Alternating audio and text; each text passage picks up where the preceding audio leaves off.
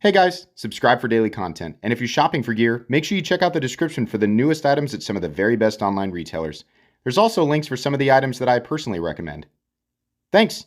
What's going on YouTube? Metal Complex here, and today I've got a quick little knife review / knife overview to share with you guys. This is the Remette WD107 button lock, but instead of being titanium, and I think the original was M390, we have micarta and 14C28N, which is really great, especially considering the price tag. These come in at, I believe they start at $50. They go up to about $58 depending on which version you get. I'll make sure and link them right down below. It does help my channel when you use those links, but that's entirely up to you. Thanks so much to Remette for supplying this knife review. Thanks to my patrons for supporting me, and please make sure to follow me on Instagram at metal_complex. So really, there's no reason for this review to be ultra complicated because this is a budget version of the more premium version of this knife. Now, I mean, that'll be linked down there too if you want to see the more premium one. But this is a good design, and it also holds up to the button lock, the spine whack test, as I did actually more extensively in the unboxing, so you can check that out. Yeah, it really is just a less expensive version of that. So anyways, let's go ahead and I'll kind of speed through specs here. Overall length is coming in at about 7.75 inches. Blade length, 3.35. Cutting edge, about 3 1/8. How about some size comparisons? Custom scales in this section can be found down in the description under Original Goat and others. So up against the 8010 and 8020.5, much closer to the size of the 8020.5, obviously. How about up against the Spyderco PM2 and the Spyderco Para 3? Once again, close to the size of the smaller comparison here. And then finally, up against the Benchmade Griptilian, or in this case, the Ritter Hogue, and the Hogue Deca. Definitely more right around the size of the Hogue Deca. How's the action on this knife?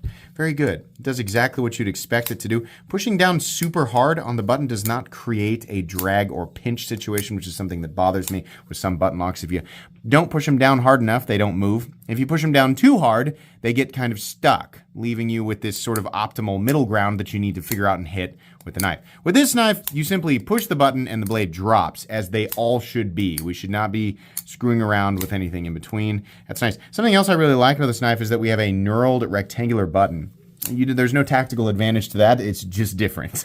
So that's cool. I appreciate that. Lefties, you can operate this knife because they gave you a mounting position for the pocket clip. You'll be operating it with your index finger. The only thing you need to watch out for is when you are choking up on this knife, you technically could disengage the lock with the pad under your index finger if you're squeezing down hard enough. As you can see here, that's what's happening. So lefties, you'll need to be paying attention while you're gripping this knife in the choked up position.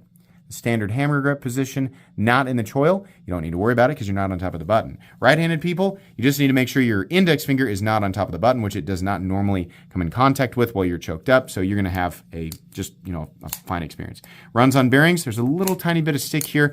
That's pretty common for button locks. What's more important with a button lock is that there's enough surface contact and the appropriate geometry with a plunge lock, and that's exactly what this is, to where the thing's not going to disengage under light to medium impacts or pressure on the spine. So this one's good to go. Action is great. Manipulation of the knife is great because of the placement and size of the thumb studs. So yeah, we're good to go there. Let's go ahead and do carry profile thickness up against the Spyderco Para 3. It's very similar, slightly thicker, not too bad. Length and height up against the PM2. And Para 3, where are you, PM2? There we go. Yeah, it's a little longer than the Para 3, a little shorter than the PM2, nowhere near as tall as either. So should be okay. Not anything too crazy in the pocket. Materials, we're looking at a forest green micarta and then a coated 14C28N blade. It also comes in black and, tumbled. There's coyote. There's an OD green, right? I think the OD green was the one I just saw that was on sale for $50. So yeah, that's what we're looking at for materials. Weight, we do have some cartridge liners, some steel cartridge liners on the inside. It is otherwise just micarta. And then, of course, the 14C28N blade. Wow! Oh, there we go. Okay, sorry. The scale is having a little bit of a stroke there. Must have woke it up from a nap. The weight on this guy is 3.56 ounces, which is almost a perfect 1-to-1 ratio if we're talking about ounces of total knife to inches of total blade. So that's pretty good. Under 4 ounces, you're not going to notice that ratio much anyway. It's really only when we're talking about bigger, heavier knives we're going to notice it. Balance, We're we're coming in balance point just right behind the pivot. So honestly, pretty good. Realistically, this is just going to be a very familiar size in the pocket for most people. Going to do a hardware check. I'll get out my tools as per usual. My tools are very inexpensive and very recommendable. You can find them right down in the section of my description. It talks about the tools I use in this channel. We are most likely looking at a T8 pivot. Yep. And probably T6 screws. Yep. I wish they were T8, but okay. You know, Remette does essentially Civivi's pocket clip, but they do it better.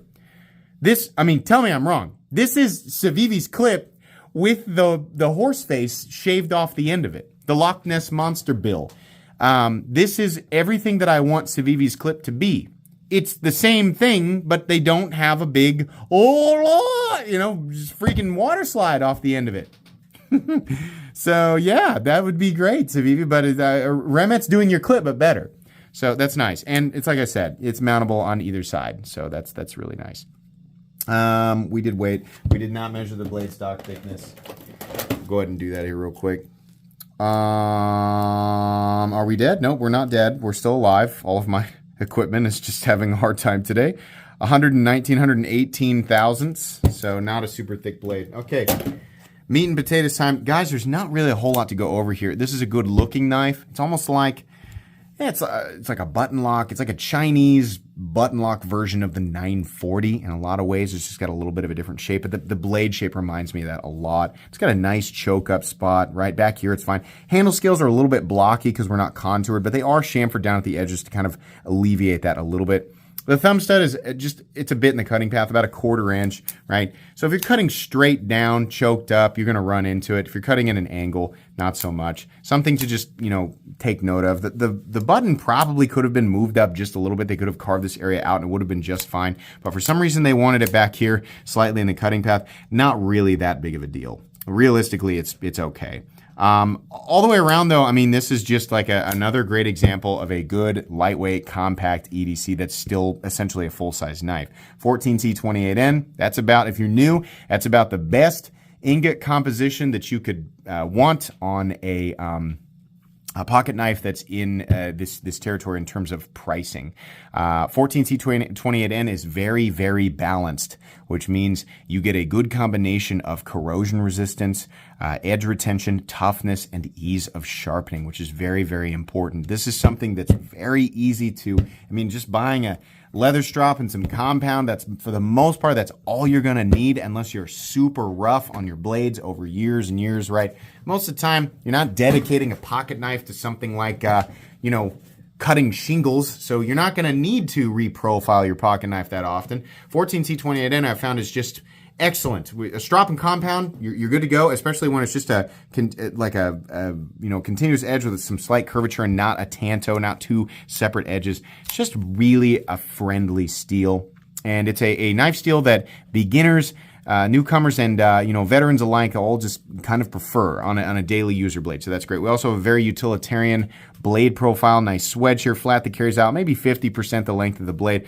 Nice and thin behind the edge, really just good all the way around. Personally, I prefer non-coated blades because you generally will get a higher Rockwell hardness. The coatings, if they are, PVD, DLC, if they are true PVD, DLC, or Cerakote, they generally bring the Rockwell hardness down just a little bit. So I prefer the uncoated blades, but you also, if they're the real deal, then you do get, and to my knowledge, this is some type of PVD coating, right? But every now and then you find out that it's just paint, right? Sometimes with companies like these, it's hard to tell. But from using it like just a little bit, a lot of times if it's paint, cutting just something as simple as cardboard, which has clay in it, will remove the coating. That, for example, will remove the coating that's on the Boker Kalashnikov, which is nothing special. This went through plenty of cardboard while I was carrying it, and it's just right after my son's birthday is very close to Christmas, so I had a huge supply of cardboard to cut with this thing, and nothing. In fact, it actually held up really well and it doesn't really have a lot of marks and things on it. Here, in fact, I have a piece of cardboard that I can just cut and show you. Here. So cutting something like cardboard really doesn't seem to make much of a difference to, whoops, sorry, kind of mashed that one. But it doesn't really seem to make much of a difference to the coating here. And it also doesn't seem to leave much of a mark. So a lot of times if it's if it's paint or something like that, then you see it's a little weaker, right? If it's a hardened coating, then it shrugs stuff like cardboard. Even if it's got clay on it, shrugs it off a little bit better. So this appears to be the real thing. So you will also get the benefit of additional corrosion resistance, which you don't necessarily need because 14C28N is already stainless. So my preference is, being somebody who doesn't live in the ocean or work around a lot of water, I would rather just have the uncoated, harder blade, right, on average. Anyways, getting into the weeds of this. Good blade, good ergonomic profile, not the most comfortable thing in the world, but good enough. The pocket clip is absolutely better for the reasons I mentioned. There's no bill to go into the middle. I mean, there's a little bit, but not nearly as much as Civivi's clip, right? The Civivi's clip is fine except for the bill, and that's exactly what this is. It works. It's also on the, it's less than 50%.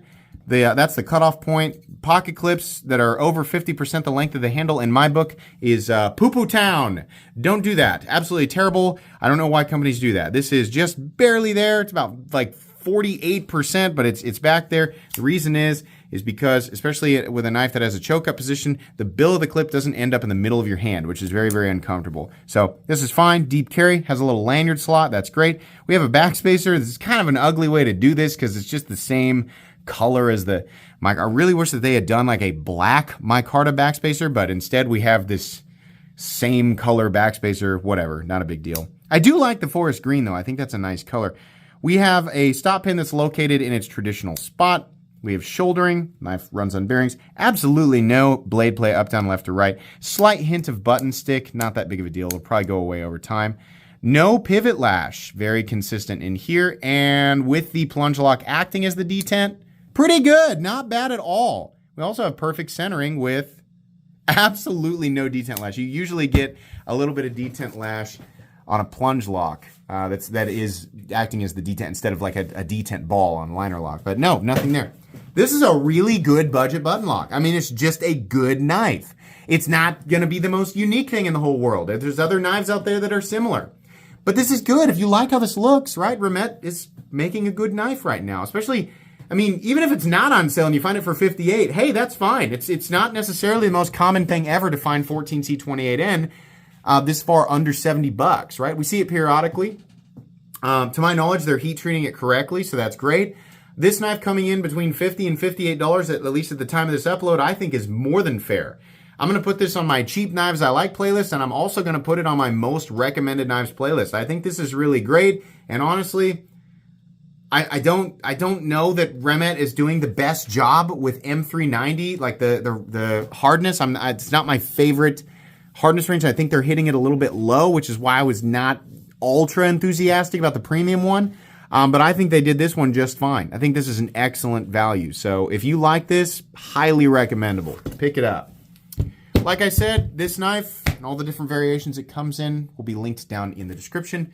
That's going to be pretty much it for me today, guys. Please make sure to follow me on Instagram at metal_complex. If you enjoyed this video, leave a like. If you'd like to check out my other content, I do, of course, have lots of videos of knives that are either expensive or inexpensive that I do or don't like, so check those out. And if you enjoy all my content, go ahead and click on that Metal Complex logo right there and subscribe because there's definitely more coming. Thanks again for watching, everybody, and have a great day.